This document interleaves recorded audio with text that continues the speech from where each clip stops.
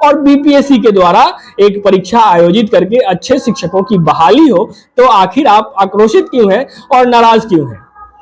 इस पे उन शिक्षक अभ्यर्थियों का स्पष्ट कहना है कि वो परीक्षा से नहीं घबरा रहे, लेकिन वो घबरा रहे हैं इस बात से कि आखिर उनका 4 साल का समय जाया क्यों किया गया, उनके 4 साल का जो समय था उसे बर्बाद क्यों किया गया। अगर परीक्षा बीपीएससी के थ्रू लेनी थी तो पहले ही बीपीएससी के थ्रू परीक्षा आयोजित क्यों नहीं की गई। तत्कालीन नेता प्रतिपक्ष तेजस्वी यादव एक ट्वीट करते हैं और कहते हैं कि हर परीक्षा, उसके नतीजों व बहाली में धांधली करना नीतीश सरकार में एक स्थापित नियम बन गया है। जब स्वयं ज्ञानी शिक्षा मंत्री ने कहा कि एसटीईटी क्वालिफाई करने वाले हर अभ्यर्थी की नौकरी पक्की है, तो अब सरकार वादे से क्यों मुकर रही है? नियुक्तियों के मामले में सरकार की नीयत मलिन क्यों है? बिहार के उप मुख्यमंत्री तेजस्वी यादव का एक ट्वीट आता है कि शिक्षक अभ्यर्थियों के लिए खुशखबरी है। उस ट्वीट में इस बात की जिक्र की जाती है कि 3 लाख शिक्षकों की नियुक्ति होने वाली है। उस ट्वीट में इस बात की भी जिक्र की जाती है कि जो शिक्षक पहले से नियोजित हैं, उन्हें मौका मिलेगा राज्यकर्मी का दर्जा प्राप्त करने का। साथ ही इस बात की भी जिक्र की जाती है कि कैबिनेट में 2023 जो शिक्षक नियमावली है उसे स्वीकृति मिल गई है। लेकिन जो शिक्षक अभ्यर्थी हैं, जो कई वर्षों से आंदोलन कर रहे थे, जो कई वर्षों से लाठियां खा रहे थे, वो खुशी और उत्सव मनाने की जगह अगले दिन पहुंच जाते हैं आरजेडी कार्यालय और लगाते हैं नारे आरजेडी और तेजस्वी यादव के खिलाफ। जो शिक्षक अभ्यर्थी हैं, उनका कहना है कि वो इस बात से नाराज हैं कि जो नई नियमावली लाई गई है 2023 शिक्षक नियमावली, उसमें यह कहा जा रहा है कि जो भी एसटीईटी सीटेट अभ्यर्थी पास करके आए हैं, जो नियुक्ति का इंतजार कर रहे थे, उन्हें अब एक और परीक्षा देनी पड़ेगी और यह परीक्षा कंडक्ट की जाएगी बीपीएससी के द्वारा। अब जहां एक तरफ तेजस्वी यादव और महागठबंधन सरकार शिक्षकों के लिए कुछ अच्छा करना चाह रही थी, ये बता रही थी कि वो खुशखबरी है, वहीं जो अभ्यर्थी हैं उनमें नाराजगी है, आक्रोश है। इन दोनों में गलत कौन है और सही कौन है, इसका फैसला आप करें। उससे पहले यह जरूरी है कि आप इस पूरे प्रकरण को जान लें। नमस्कार, मैं हूं कुमार मृणाल और आप देख रहे हैं फेरिड आउट न्यूज।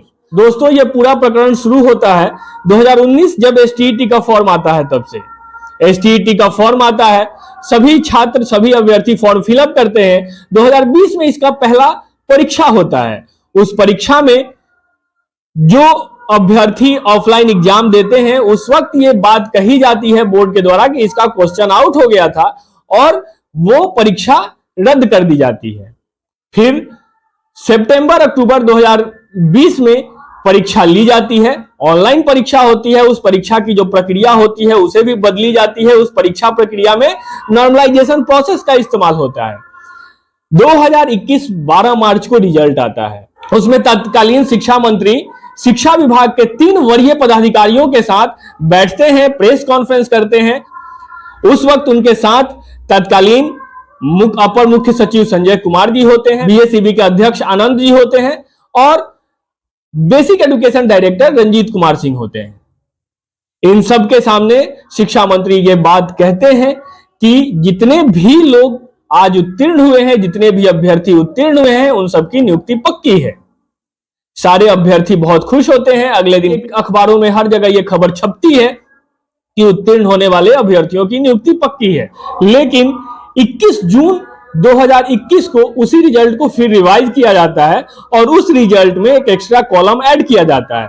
उस कॉलम में यह मेंशन किया जाता है कि आप जो अभ्यर्थी उत्तीर्ण है वो मेरिट में है या नॉट इन मेरिट में है। हालांकि जब शिक्षा मंत्री ने 12 मार्च को रिजल्ट की घोषणा की थी, उसमें कहा था कि कुल उत्तीर्ण अभ्यर्थियों की संख्या कुल रिक्ति से बहुत कम है, इसलिए जितने भी अभ्यर्थी उत्तीर्ण हैं उन सबकी नियुक्ति पक्की है। लेकिन जब 21 जून वाले रिजल्ट में यह कॉलम ऐड किया जाता है कि कौन सा अभ्यर्थी मेरिट में है और कौन सा अभ्यर्थी नॉट मेरिट में है, तो छात्र काफी नाराज होते हैं, अभ्यर्थी काफी नाराज होते हैं और सड़कों पे उतर आते हैं। अभ्यर्थियों के सड़क पे उतर आने के बाद तत्कालीन नेता प्रतिपक्ष तेजस्वी यादव एक ट्वीट करते हैं और कहते हैं कि हर परीक्षा, उसके नतीजों व बहाली में धांधली करना नीतीश सरकार में एक स्थापित नियम बन गया है। जब स्वयं ज्ञानी शिक्षा मंत्री ने कहा कि एसटीईटी क्वालिफाई करने वाले हर अभ्यर्थी की नौकरी पक्की है, तो अब सरकार वादे से क्यों मुंह कर रही है? नियुक्तियों के मामले में सरकार की नीयत मलिन क्यों है? तेजस्वी यादव ये सवाल करते हैं 23 जून 2021 को संध्या 6:18। हालांकि आज वर्तमान परिस्थिति में तेजस्वी यादव सरकार में है, तेजस्वी यादव नीतीश कुमार के साथ हैं, तेजस्वी यादव बिहार के उप मुख्यमंत्री हैं।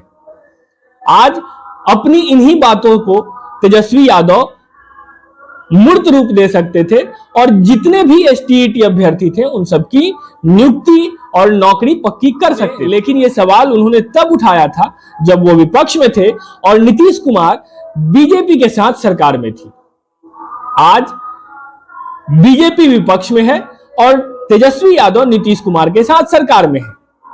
जब वो सरकार में है तब उनके शिक्षा मंत्री ये कहते हैं, तो 3 फरवरी 2023 को सुबह 10:07 पर शिक्षा मंत्री, जो कि आरजेडी पार्टी से ही है, प्रोफेसर चंद्रशेखर जी का ये ट्वीट आता है, जल्द 7वां चरण की नियुक्ति होने जा रही है। वर्ष 2023 नियुक्ति का वर्ष होने वाला है। कोई अभ्यर्थी घबराए नहीं, महीना भर के अंदर में नियोजन नियमावली आपके बीच आ जाएगा। सारी मेधा सूची योग्यता और शिक्षक पात्रता परीक्षा के आधार पर बनेगी और जिला प्रशासन के नेतृत्व में बहाली होगी। ध्यान दीजिए, यहां बात महीने भर के अंदर में नियोजन नियमावली आपके बीच आने की है। लेकिन नियमावली जब आती है तो उसमें जो खबर है उसके अनुसार अब आपको एक परीक्षा देना होगा। दूसरी तरफ तेजस्वी यादव जो ये मांग करते थे कि जो शिक्षा मंत्री यानी तत्कालीन शिक्षा मंत्री विजय कुमार चौधरी, जिसे वो ज्ञानी बताते हैं, और वो कह रहे हैं कि जब स्वयं ज्ञानी शिक्षा मंत्री ने कहा कि एसटीईटी क्वालिफाई करने वाले हर अभ्यर्थी की नौकरी पक्की है, तो अब सरकार वादे से क्यों मुंह कर रही है? वो शिक्षा मंत्री आज तेजस्वी यादव के साथ जो नीतीश कुमार की सरकार है उसमें वित्त मंत्री है। वो शिक्षा मंत्री जिसपे तेजस्वी यादव ज्ञानी होने का तंज कसते थे, वो वित्त मंत्री बन चुके हैं और आज उन दोनों की सरकार है। लेकिन नीतीश कुमार इस बात पे तैयार हैं कि जो भी अभ्यर्थी जो उस वक्त लाठियां खा रहे थे, जिनके लिए तेजस्वी यादव खड़े हो रहे थे, जिनके लिए तेजस्वी यादव सड़क से सदन तक आवाज उठा रहे थे, आज वो अभ्यर्थी एक और परीक्षा देने जाएं बीपीएससी द्वारा जो आयोजित होगी, और उसमें अगर क्वालिफाई होते हैं तब उनकी नियुक्ति पक्की होगी। और इसी प्रक्रिया से उद्वेलित होकर, आक्रोशित होकर जो अभ्यर्थी थे एसटीईटी के, वो पहुंच गए थे आरजेडी कार्यालय। उन्होंने किया वहां विरोध प्रदर्शन, लगाए नारे आरजेडी और तेजस्वी यादव के खिलाफ, लगाए नारे उन्होंने प्रोफेसर चंद्रशेखर यानी शिक्षा मंत्री के खिलाफ। जब उनसे सवाल किया गया कि आप आखिर परीक्षाओं से क्यों घबरा रहे हैं, आप खुद जब बात करते थे गुणवत्तापूर्ण शिक्षा की, आप जब खुद बात करते थे कि शिक्षकों में गुणवत्ता की कमी है, आप जब खुद बात करते थे कि जो शिक्षक बहाल हुए हैं पहले से वो योग्य नहीं है, फिर अगर सरकार ये पहल कर रही है कि शिक्षा व्यवस्था ठीक हो, शिक्षा व्यवस्था में सुधार की जाए और बीपीएससी के द्वारा एक परीक्षा आयोजित करके अच्छे शिक्षकों की बहाली हो, तो आखिर आप आक्रोशित क्यों हैं और नाराज क्यों हैं? इस पे उन शिक्षक अभ्यर्थियों का स्पष्ट कहना है कि वो परीक्षा से नहीं घबरा रहे, लेकिन वो घबरा रहे हैं इस बात से कि आखिर उनका 4 साल का समय जाया क्यों किया गया, उनके 4 साल का जो समय था उसे बर्बाद क्यों किया गया। अगर परीक्षा बीपीएससी के थ्रू लेनी थी तो पहले ही बीपीएससी के थ्रू परीक्षा आयोजित क्यों नहीं की गई थी? जब शिक्षा मंत्री कह रहे थे कि सबकी नियुक्ति होने वाली, नियमावली आने वाली है, तो बीच में इस प्रक्रिया में बदलाव क्यों? जब वो नियुक्ति की मांग कर रहे थे, नियमावली की मांग कर रहे थे, जब वो नियोजन की तरफ जाना चाह रहे थे, वैसे में इस प्रक्रिया में बदलाव क्यों और परीक्षा क्यों?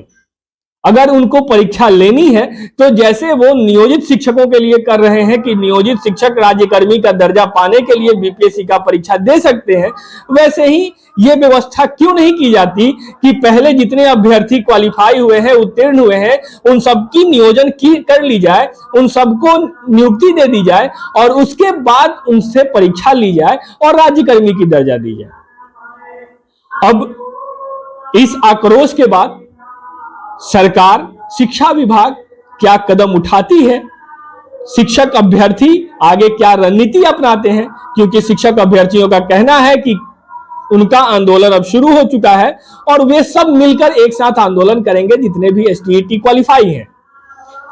अब देखते हैं कि शिक्षा विभाग इस पे क्या प्रतिक्रिया देती है। हालांकि शिक्षा विभाग पे ऐसे कई सवाल भी खड़े होते हैं कि आखिर उन्होंने अंतिम समय में यह बदलाव क्यों किया। आखिर शिक्षा विभाग ने आज तक जो कैंडिडेट लिस्ट था वो जारी क्यों नहीं किया, जबकि वो 10th और 12 में पास हुए लाखों परीक्षार्थियों के लाखों के संख्या में जो छात्र हैं उनका रिजल्ट जारी कर देते हैं, कैंडिडेट लिस्ट जारी कर देते हैं, पेपर तक में आ जाता है। फिर आखिर ऐसी क्या वजह है कि जो शिक्षक अभ्यर्थी एसटीईटी क्वालिफाई किए उनका रिजल्ट नेट पे नहीं आया, वो कैंडिडेट लिस्ट आखिर क्यों नेट पे नहीं आया, ये सवाल भी शिक्षक अभ्यर्थी शिक्षा विभाग से पूछना चाहते हैं। तो ऐसी कई बातें हैं जो शिक्षा विभाग को कटघरे में खड़ा करती हैं, जिससे अभ्यर्थी उद्वेलित होते हैं, आक्रोशित होते हैं। लेकिन हम इंतजार करेंगे कि शिक्षा विभाग अब इस पे क्या कदम उठाती है और क्या प्रतिक्रिया देती है। बहरहाल इस खबर में बस इतना ही। आप बने रहिए हमारे साथ, देखते रहिए फेरी डाउट न्यूज। अगर अब तक आपने हमारे चैनल को सब्सक्राइब नहीं किया है तो कृपया सब्सक्राइब कर दें। अगर आप हमें फेसबुक पे देख रहे हैं तो हमारे पेज को लाइक और फॉलो कर दें। बहुत बहुत धन्यवाद।